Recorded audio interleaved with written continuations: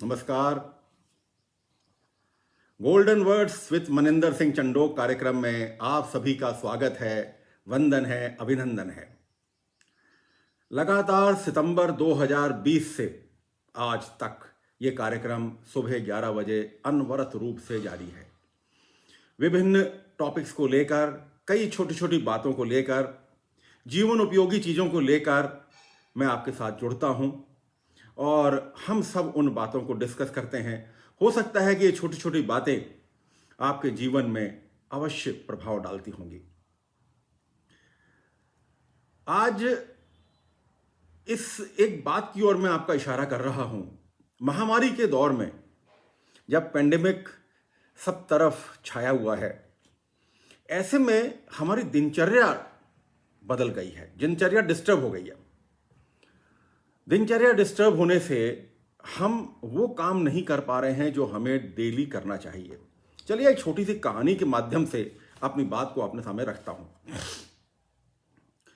एक बार की बात है कि देवताओं के राजा इंद्र ने किसी बात से कुपित होकर कृषकों को यह कहा कि 12 वर्षों तक वर्षा नहीं होगी और तुम लोग अपने खेत जोत नहीं सकोगे। कृषकों के अंदर बहुत जबरदस्त एक चिंता व्याप्त हो गई कि यदि 12 वर्षों तक वर्षा नहीं होगी तो किस तरह से काम चलेगा। वे चिंतित हो गए। उन्होंने चिंतित होकर भगवान इंद्र से गुहार लगाई कि भगवान ऐसा मत करो, हम सब लोग बहुत मुश्किल में पड़ जाएंगे। मगर भगवान इंद्र नहीं माने, पर उन्होंने एक सॉल्यूशन दिया। उन्होंने कहा यदि भगवान शंकर डमरू बजा देंगे तो वर्षा हो जाएगी। साथ ही उन्होंने भगवान शंकर को गुप्त वार्ता करके यह कह दिया कि किसानों की बात मत मानना, डमरू मत बजाना। अब हुआ क्या कि किसान भगवान इंद्र के यहां से निराश होकर भगवान शंकर के दरबार में पहुंचे और उनसे आग्रह किया कि भगवान डमरू बजा दें तो बारिश हो जाए, तो हम लोग खेत जोत सकें। भगवान शंकर ने भी उन्हें कह दिया कि भाई डमरू तो अब 12 वर्ष बाद ही बजेगा। ये सुनकर किसान बहुत निराश हो गए। हाथ पर हाथ धरकर बैठने के अलावा उनके पास कोई चारा नहीं था। वे क्या करते? हाथ पर हाथ धर के बैठ गए। पर उन सब में एक किसान ऐसा था जो लगातार अपने कार्य में लगा रहा। हर दिन सुबह उठकर अपने खेतों में जाता, निदाई गुड़ाई करता, बीज बोता, श्रम करता, पानी देता और अपने खेतों को उसी तरह से बनाए रखने के लिए प्रयत्न करता रहा। उसकी इस मेहनत को देखकर उसके किसान दोस्त उस पर हंसते, उसका मजाक उड़ाते कि तू तो पागल हो गया है। अरे जब भगवान शंकर ने तेरे सामने कह दिया कि 12 वर्ष के बाद ही डमरू बजेगा तो तू क्यों मेहनत कर रहा है? तू क्यों ऐसी मेहनत कर रहा है? उसने कहा भाई देखो, मुझे तो कुछ नहीं मालूम। डमरू ठीक है 12 वर्ष बाद बजेगा, पर मैं क्या 12 वर्ष तक के बाद तक ये सब याद रख पाऊंगा? मैं तो अभ्यास कर रहा हूं और अभ्यास नहीं करूंगा तो मेरी आदत छूट जाएगी। मेरे किस तरह से खेती करते हैं वो मैं भूल जाऊंगा। मैं तो अभ्यास कर रहा हूं। उसकी इस बात को माता पार्वती कहीं सुन रही थी। उनको इसका तर्क बहुत पसंद आया। इस किसान का तर्क बहुत पसंद आया कि मैं तो अभ्यास कर रहा हूं, मैं तो अभ्यास कर रहा हूं अपने आप को इस स्थिति में बनाए रखने का। उन्होंने भगवान शंकर से बड़े सहज भाव से कहा, क्यों भगवान, क्या आप भी 12 वर्षों के बाद डमरू बजाना नहीं भूल जाएंगे? भगवान शंकर सतर्क हो गए। उन्होंने कहा यस, बात तो तुमने बिल्कुल पते की कही है। तो उन्होंने कहा डमरू है कहां? लाओ तो जरा डमरू दो मेरे को।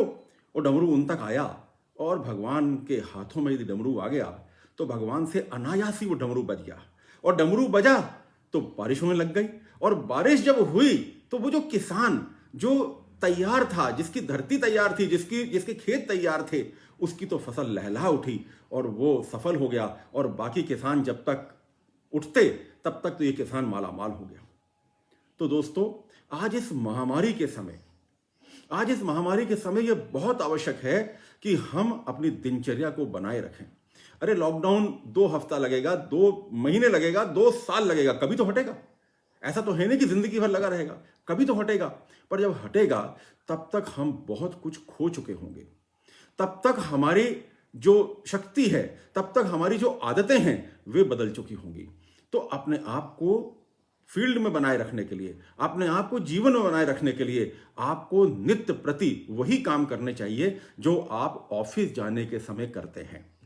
अब आप देखिए ना, मैं सुबह बिल्कुल तैयार होकर जो मेरी हर दिन दिनचर्या थी, उसी हिसाब से मैं सुबह 5 बजे उठकर 4:30 से लेकर 5 बजे उठकर अपने सारे काम करके, और पहले तो मैं 10 बजे ऑफिस में बैठता था, आजकल मैंने ये समय आधा घंटे प्रीपोन कर लिया है। 9:30 बजे मुझे पगड़ी बांधकर ऑफिस में ड्रेस पहन के, बिल्कुल यूनिफॉर्म समझ लीजिए अपने ऑफिस की पहनकर तैयार होकर बैठ जाना है। कई लोग जो हमारे सिख धर्म के अनुयायी हैं, कई लोग कई दिन तक पगड़ी ही नहीं बांधते हैं। उनको मालूम है भाई कहीं जाना है नहीं तो क्यों पगड़ी बांधें। कई हमारे मित्र होंगे जो नहाते ही नहीं हैं, 2-2, 3-3 दिन निकल जाते होंगे, या जो सुबह नहाते थे वो अब शाम को नहाते होंगे। कई पूरे दिन बिस्तर पर पड़े रहते होंगे ये सोच के कि लॉकडाउन है। कई उन्हें अपनी दिनचर्या को अपने हिसाब से बदल लिया होगा, मगर मित्रों इसका बहुत बड़ा प्रभाव आपके जीवन में पड़ेगा। लॉकडाउन हमने नहीं बुलवाया है, लॉकडाउन किसी कारणवश लगा है, उसके कारण हम अपने जीवन को क्यों खराब करें। तो उठिए, तैयार हो जाइए, अपनी दिनचर्या फाइनल करिए, और इस लॉकडाउन के समय अपने आप में कोई नई चीज एडिशन करने के लिए तत्पर हो जाइए। एक एक क्षण का उपयोग करिए। ये जो लॉकडाउन है, जब आपके पास समय बच रहा है, ये लॉकडाउन आपकी जो प्रतिभा है, आपका जो प्रोफेशन है, आपका जो पैशन है, इसको शार्प करने के लिए काम आएगा। इस समय का उपयोग करिए, इस समय को गंवाइए नहीं। और ये लॉकडाउन के दिन तब आपको याद आएंगे जब आपने इस लॉकडाउन के दौरान बहुत कुछ सीख लिया होगा, और जब ये सीख आपके काम आएगी, आपके जीवन में काम आएगी, तब आपको ये लॉकडाउन के दिन बड़े प्लेजेंट लगेंगे। तब आपको लगेगा कि यार ठीक है, लॉकडाउन तो लगा था, मगर मैंने अपने आप को आगे बढ़ाने में कहीं कोताही नहीं बरती। तो भगवान शंकर का डमरू अवश्य बजेगा। जिस दिन भी बजेगा उस दिन हम सब उसी रफ्तार से दौड़ेंगे जिस रफ्तार से पहले दौड़ते आए हैं, पर उस रफ्तार से दौड़ने के लिए हमें अपनी दौड़ को बना के रखना होगा। बहुत बहुत धन्यवाद। कल एक नई चीज के साथ फिर से हाजिर होऊंगा। आज बहुत से लोग जुड़े हुए हैं, दीपक चौहान, गौरव गोस्वामी, कमलेश जी, श्रद्धेय कमलेश जी, मेरे बहुत अच्छे मित्र, मेरे अच्छे दोस्त, वे जुड़े हुए हैं। सर आपको भी good morning, have a wonderful day to you also, thank you very much. कल पुनः मुलाकात होगी, तब तक के लिए आपसे विदा चाहता हूं।